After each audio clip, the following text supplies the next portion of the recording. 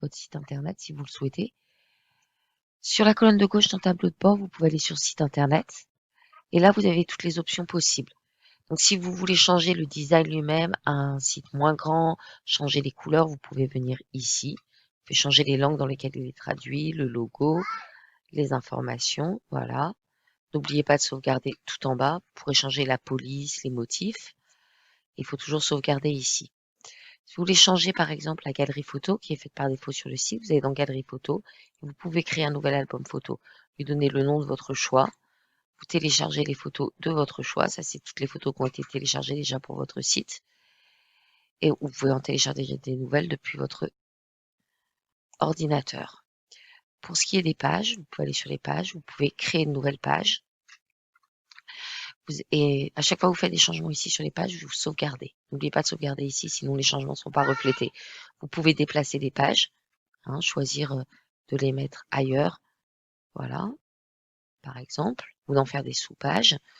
Pour voir vos changements, une fois que vous avez sauvegardé, vous pouvez cliquer sur visiter le site, visiter la page accueil. Donc, vous la voyez ici. Donc vous avez bien 3 hébergements, vos photos, ce genre de choses.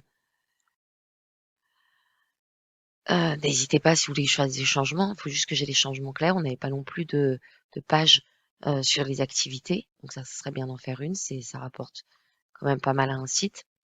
Si vous voulez changer, par exemple, les grandes photos d'accueil du site,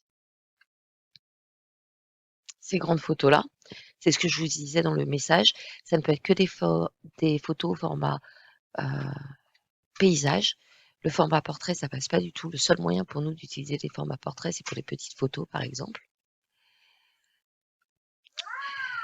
Donc si vous voulez changer les grandes photos, donc il faut des photos au format portrait, qu'elles soient grandes au niveau de la taille également. Vous pouvez rajouter, si vous voulez plus de 3 photos, vous pouvez éditer, choisir une nouvelle photo et changer les photos, télécharger une nouvelle photo ici, changer le texte qui apparaît sur les photos.